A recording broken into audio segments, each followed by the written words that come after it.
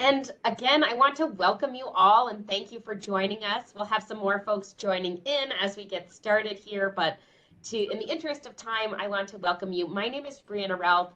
I'm the communications chair for our Rural Families Speak About Resilience Hatch project, which is a multi-state collaborative where we have faculty and extension from across the country working together to understand what's happening in our rural communities, to do some research with those communities, and to try to inform the work that's happening in those communities. So that's why we've called all of you here together today. And we're really excited to have one of our faculty collaborators be sharing with you today, as well as one of her colleagues.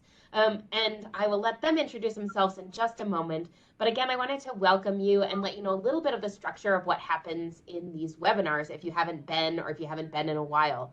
These are an opportunity for us to share a little bit of what's happening in a particular area. Today, we're focusing on recovery and families in recovery in rural communities.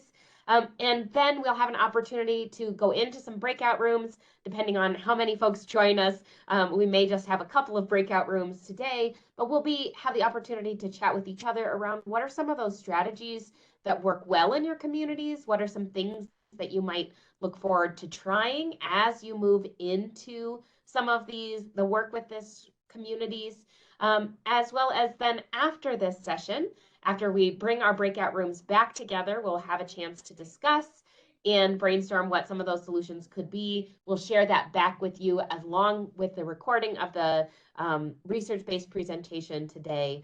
So please do stick around for the whole session if you are able, and we'll get you chatting with all of us. And as you can see, we have a number of our faculty from different parts of the country joining as well. So we look forward to hearing your insights and chatting with you as we move forward. Without further ado, though, I'm going to turn it over to our presenters, Leah and Marlon, and I'm going to share my screen so that you can see their presentation.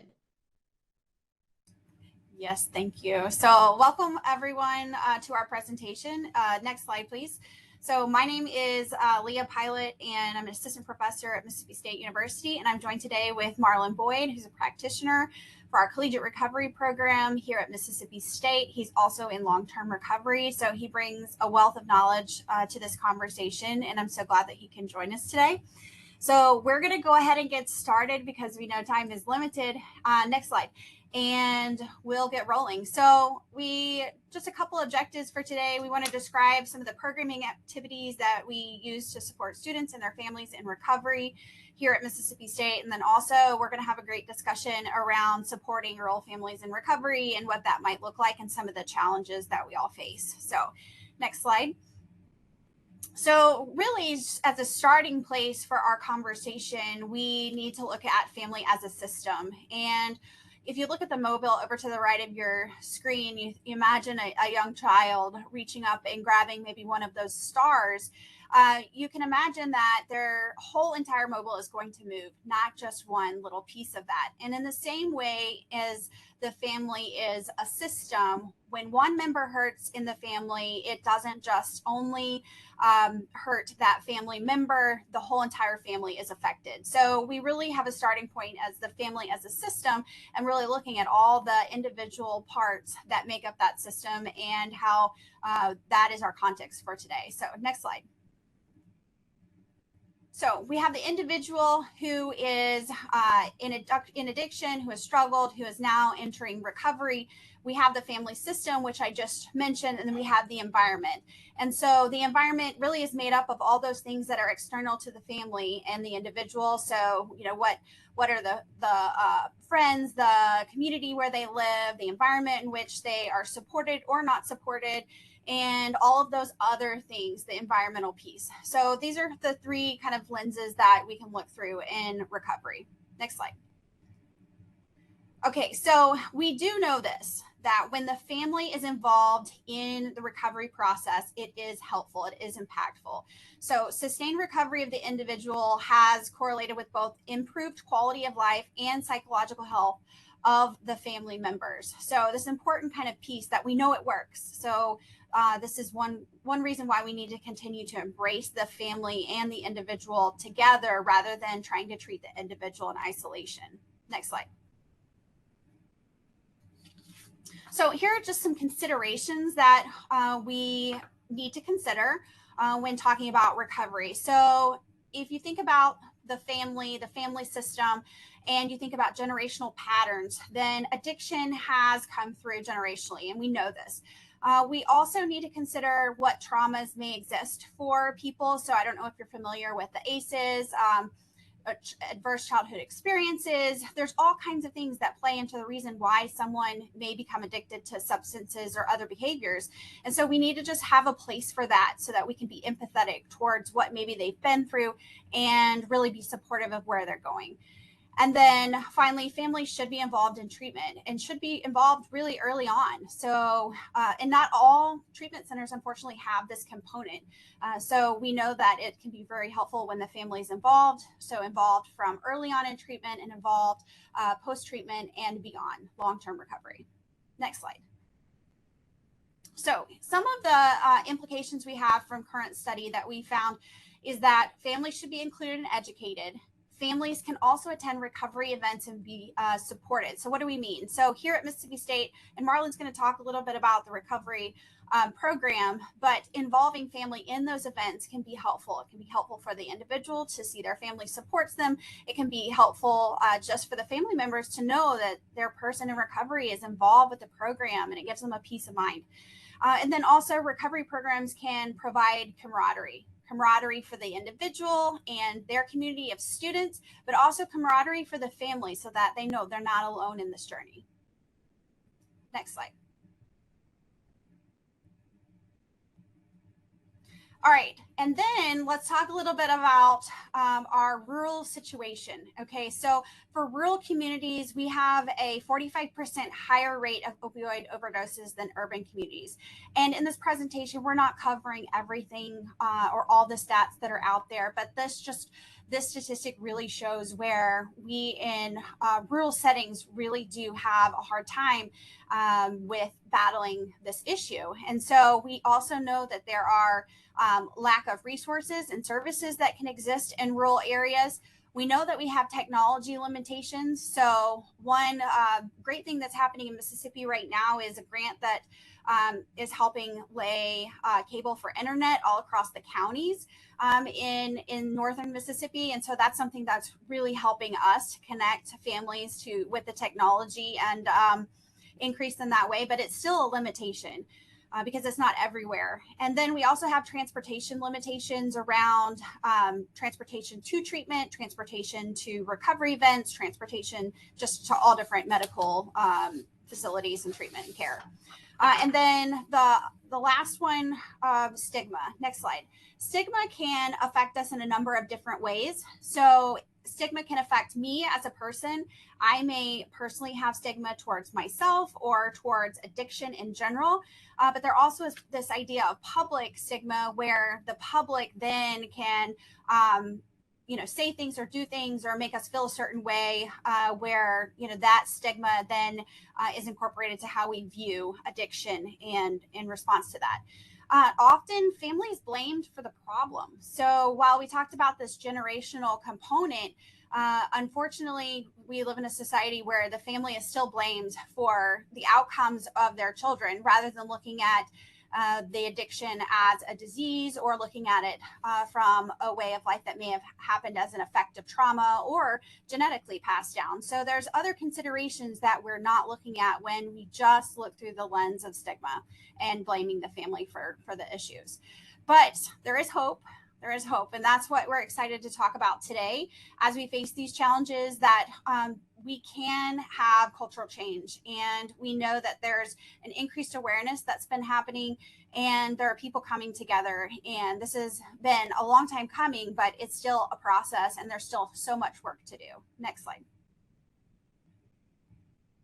So some of the things that we want to talk about as far as strategies are, first and foremost, meeting people where they are.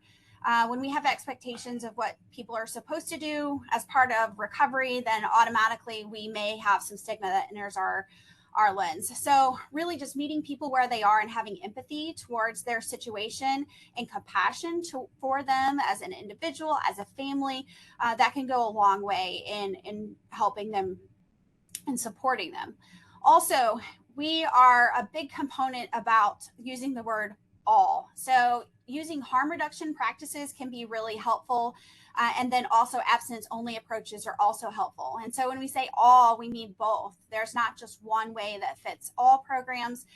But as Marlon mentioned, we do have a sober community on campus, but then there is a process for which students may use harm reduction practices or reduce some of their use, and then they want to join the collegiate recovery community and be sober. So it's both. So we need both of those in our practice. And then also we need to decrease barriers related to access. So I mentioned some of the rural things that are addressed, but really decreasing barriers related to access for treatment services, making sure that there are peer supports there, and even insurance. And some of these are not something that we can actually change, one or two of us, but from a policy perspective, changing the way insurance is integrated into treatment, and then aftercare services as well. So that can be helpful. And then continuing to fight the fight around stigma and language matters. And when I say language, we really want to change the way we have this conversation. So we no longer want to say that addict, or we want to say something like the person who is addicted to something. So it really puts the person as the center rather than the addiction any longer. And we can see this in other health issues. We're no longer saying someone committed suicide. We're saying they died by suicide. And so we're just continuing to have this really important piece of language matters and how we address people. It goes back to having compassion and empathy for people. So making sure that we're cognizant of how we talk. And then maintenance of confidentiality. So in our collegiate recovery program, we don't actually say that it's a confidential program, but if somebody were to go into treatment, that would be a confidential space. So just making sure that we communicate that to people around, what confidentiality is. And then if we're keeping something confidential, that we keep that in confidence. Telehealth is also a strategy here in Mississippi. It is very rural, along with probably most of the states that are here represented today. But telehealth has been a promising approach, and so we continue to build infrastructure for that success. And then looking at the family from a strength-based approach can be a strategy. And you say, what do you mean by that? Well, oftentimes we look at this really hard thing called addiction and all of the hard things that come along with that and the pain that's caused. We often forget to look at what strengths might exist in the family and what kind of things that are actually a very positive piece of their family life. So if we start to look at more of the positive pieces and the strengths that the family possesses, and then build upon the individual's strengths, then we can kind of also help with the stigma as well by approaching it also from a preventive and response approach, not just using a medical model. And what I mean is just not treatment and done. It's a lifelong process of continuing to learn, grow, and recover. And then we are offering up today just an example. Marlon has joined us today for an example of a face-to-face programming that includes the family in a rural setting. And so that's our collegiate recovery program. And so I'm going to pass it off to Marlon to talk a little bit about what that looks like here at Mississippi State. Next slide. Thank you so much, Leah. Peer support sober events. A lot of times when college kids come to college, first thing they think, because a lot of people just try to make it look like college is all about partying and all that, and a lot of time, believe it or not, some kids on college campuses do not drink. So what we try to support here at Mississippi State is that you can have sober events that alcohol is not involved. And one of the main things that we do is our sober tailgate. With the sober tailgate, we have everything. We have someone from the community brings food. We have play games. We watch the games, set a big tent up outside in front of our space, and people just come and just hang out. One key thing it is, no alcohol is served. And for students to see that, whereas going to the junction or the main tailgate area where drinking and everything else is going on, for them to see the two differences, okay, they're having fun here, but they're also having fun over here also. So we like to kind of stand on that, there is more things that you can do on college campus while not drinking. Seminars in substance abuse disorder and recovery. What we do here, we have different seminars. one of the main things we do, this kind of ties back into the support sober events. I think last week we went to a place was called Duncanton Painting. What we did some painting, kind of sat around, listened to some soft music, and just kind of, we kind of talked among ourselves, we kind of painted, and that was a good thing because one of the new members that actually two new members that we just got, they said, hey, this is actually fun. I mean, I like this. I never did anything like this before because they was kind of like comparing it to like everything I used to do. I was kind of high or had been drinking and just kind of, not really knowing what I'm doing, to whereas I'm in a place right now to where I'm actually sitting there painting something, doing something constructive, and I know what I'm doing. So this is another good thing. One of the things we talk about in seminars. And another thing we do in seminars is we go out in the community and we do, it's a place called the Outrageous House. That's where you can go kind of break up things like release frustration, or they have a batting cage here on campus and we go play games. And, a lot of the newcomers, they like things like that because they can see like, okay, I'm actually having fun without drinking alcohol. And the 12-step based on-site support group, this is our AA group. And basically what this is Alcoholics Anonymous. It's a worldwide known group. I think it formed in 1940. And this is like a group to where, we sit down and read the 12 steps, and the facilitator brings up a topic and kind of just go around the table and talk about that.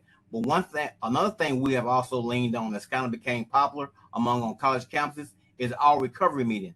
What that is, in an AA meeting, you have to introduce yourself as like, my name is Marlon and I'm an alcoholic. Whereas in our recovery meeting, you introduce yourself as, you can just say, hi, my name is Marlon, or you can say, hi, my name is Marlon, I'm a person in long-term recovery, or you can say, hi, my name is Marlon, I'm a person that suffers with this.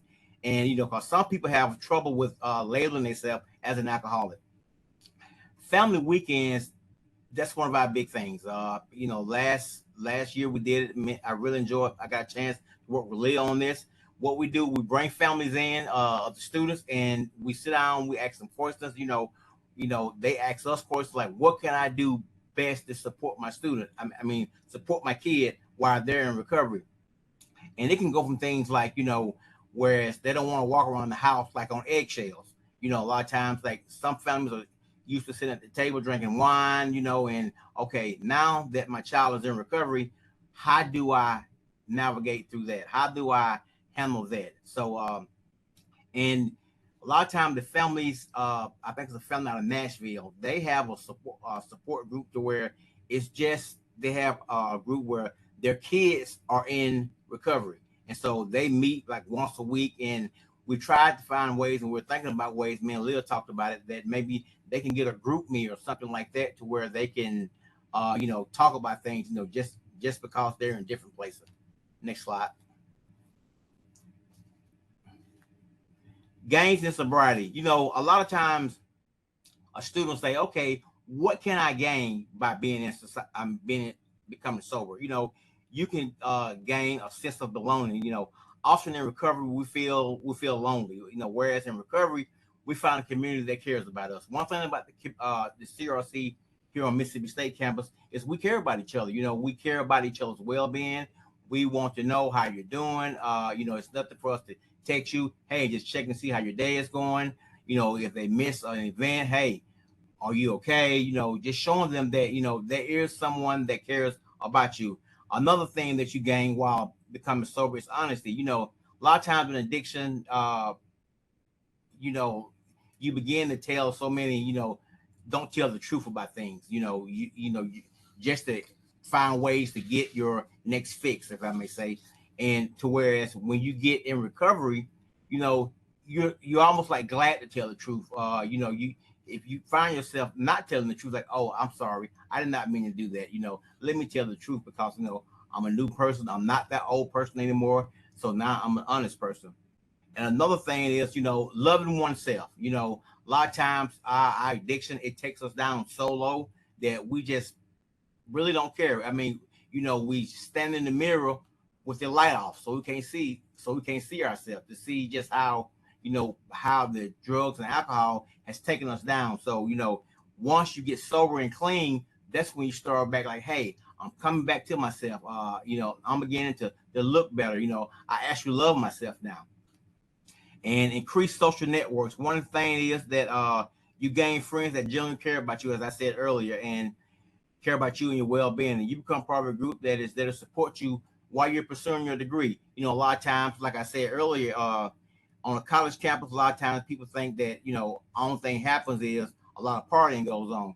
Well, sometimes there can be temptations that can be there, but guess what? You have a group that's there to support you through those times of temptations. And the CRC, another thing that it does, it creates opportunities for students in recovery to socialize with other students and develop a relationship with other students and a supportive network.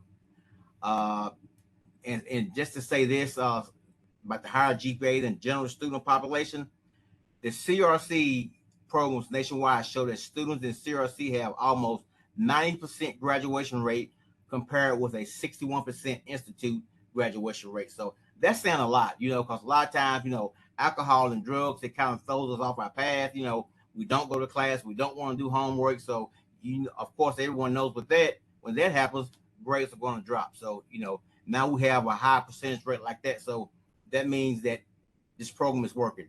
Higher graduation rate, that kind of goes back to what I just said about the 90% and the 61%. And let me say this, one of the main things that we try to really stress, the goal of the CRC is to help students stay sober. Furthermore, it helps them stay in school and succeed academically.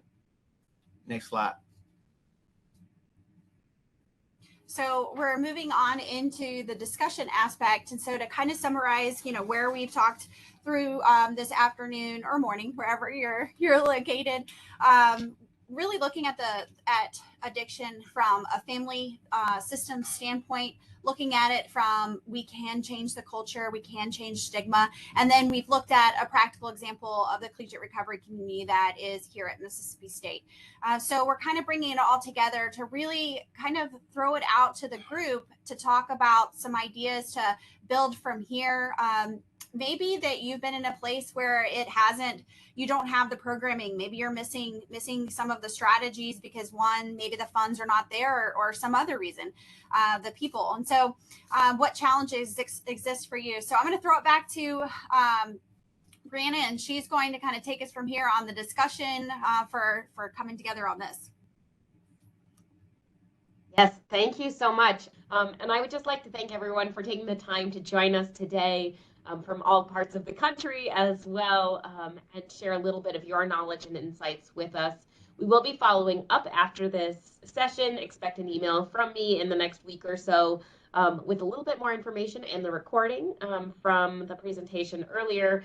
As well as stay tuned, we do provide these quarterly webinar series. You'll see an invitation to join our next series, which the topic is a little bit to be determined. So stay tuned for what that might be, but we do cover all variety of health, wellness, family related issues and topics. So hopefully there will be more that are of interest to you and your communities in the future.